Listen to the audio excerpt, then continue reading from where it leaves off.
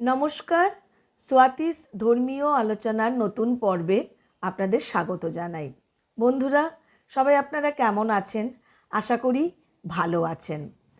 আজকের প্রসঙ্গ হলো 2025 সালের শ্রাবণ অমাবস্যা। আপনারা পাচ্ছেন আগামীকাল 24শে জুলাই। এই অমাবস্যায় আপনারা কিভাবে সামান্য কিছু কর্মের মাধ্যমে জীবনে সুখ, স্বাচ্ছন্দ্য ও সমৃদ্ধি নিয়ে আসতে পারেন, আর তাছাড়া অমাবস্যার সময়সূচি এবং পালনবিধি এই চ্যানেলের মাধ্যমে আপনারা জানতে পারবেন। আরও অনেক কিছু ধর্মীয় আলোচনা আপনারা এই চ্যানেল থেকে জানতে পারবেন, তাই এই চ্যানেলটিকে সাবস্ক্রাইব করবার অনুরোধ রইল। এইবার আসল কথায় আসা যাক। শ্রাবণ মাস হচ্ছে শিব ঠাকুরের মাস। এই মাস বাবা মহাদেবের পুণ্য মাস। এই মাসের যত রকম পুণ্য কর্মবিধি আছে আপনারা করতে পারেন। এই অমাবস্যা হরিয়ালি অমাবস্যা নামে খ্যাত। বর্ষায় সবুজের সমারোহে হরিয়ালি অমাবস্যা পালন করা হয়। বাবা মহাদেবকে তুষ্ট করবার জন্য হরিয়ালি অমাবস্যা পালন করা হয়। এই দিনে সকালে শুদ্ধ হয়ে স্নান সেরে বাবা মহাদেবের সবাই পুজো করুন। পূর্বপুরুষদের উদ্দেশ্যে পুজো করুন, জল দান করুন। এতে পূর্বপুরুষদের মোক্ষ লাভ হয়ে থাকে। বাড়ির যারা মহিলা আছেন, যারা মারা আছেন, তাদেরকে জানাই এই দিন সবুজ বস্ত্র পরিধান করুন, হাতে সবুজ চুড়ি পরুন। এতে মনে করা হয় যে সংসারের সুখ সমৃদ্ধি ও শান্তি বিরাজ করে। এই দিন সম্ভব হলে গরিব, দুঃখী ও ভিক্ষুককে পর্যাপ্ত পরিমাণে দান করুন। আপনার যেটুকু সামর্থ্য, সেই সামর্থ্য অনুযায়ী আপনারা গরিব দুঃখীকে দান করুন। হরিয়ালি অমাবস্যায় মানসিক শান্তি এবং সব কিছু সুখ সমৃদ্ধি সবই পাবেন পূজাবিধির মাধ্যমে। কৃষক ভাইদের বলছি, এই দিন আপনারা আপনাদের যত রকম যন্ত্রপাতি আছে সেগুলোর পুজো করুন। মনে শুদ্ধি নিয়ে, মনকে সমৃদ্ধ করে এই দিন পুজো করুন। ভক্তি নিয়ে এই দিন পুজো করুন। আপনাদের সমস্ত মনোবাঞ্ছা পূরণ হবে। আর সবার প্রতি উদ্দেশ্য করে বলছি, এই দিন আপনারা অবশ্যই বাড়িতে পারলে কয়েকটি গাছ লাগাবেন। এতে আপনাদের পরিবেশ অবশ্যই শোধন করা হবে, পরিবেশ পরিশুদ্ধ হবে এবং তার সাথে কি হবে, আপনাদের মানসিক শান্তি আপনারা ফিরে পাবেন।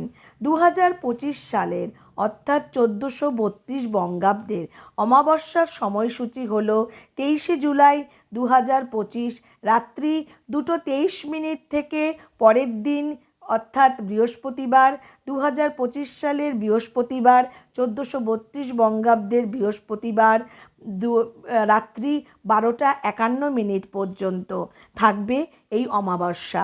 গঙ্গা স্নানের সময় থাকবে 24 তারিখ অর্থাৎ 24শে জুলাই বৃহস্পতিবার সকালবেলা 5:06 থেকে রাত্রিবেলা 12:51 পর্যন্ত। শ্রাবণ মাস অত্যন্ত শক্তিশালী মাস। এই মাসে নিরামিষ ভক্ষণ করে শিবের পূজা করলে মনের শান্তি, দেহের শান্তি, সংসারের সুখ সমৃদ্ধি বৃদ্ধি হয় এবং দারিদ্রতা দূর হয়ে থাকে।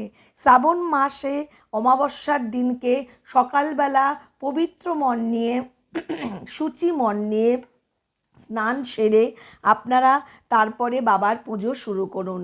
আর মহিলারা অবশ্যই সবুজ বস্ত্র ও সবুজ চুড়ি পরে এই পূজাবিধি পালন করুন। এতে সংসারে সুখ সমৃদ্ধি আসবে।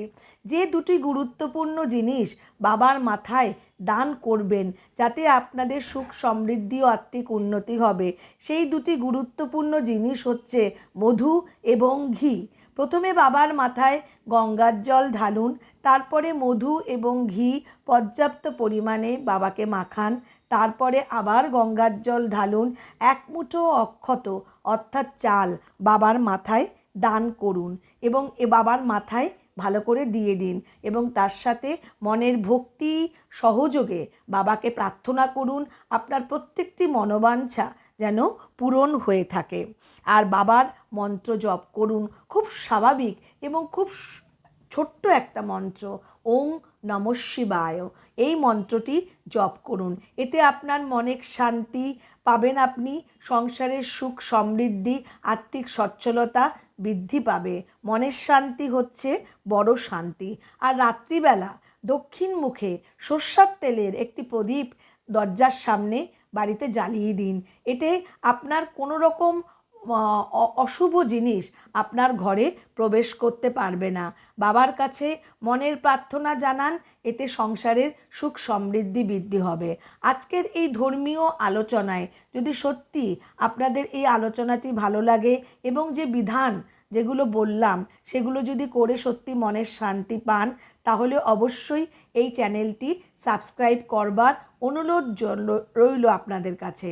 এছাড়া পরবর্তী ধর্মীয় আলোচনায় যাতে আপনারা প্রত্যেকটা অংশ দেখতে পান, এই জন্য বেল আইকনটি অবশ্যই টিপে দেবেন, তাতে করে কিনা আপনাদের মনোবাঞ্ছা এবং মানসিক শান্তি, সাংসারিক শান্তি, সুখ সমৃদ্ধিতে ভরে উঠুক। সুস্থ থাকুন, ভালো থাকুন। নমস্কার।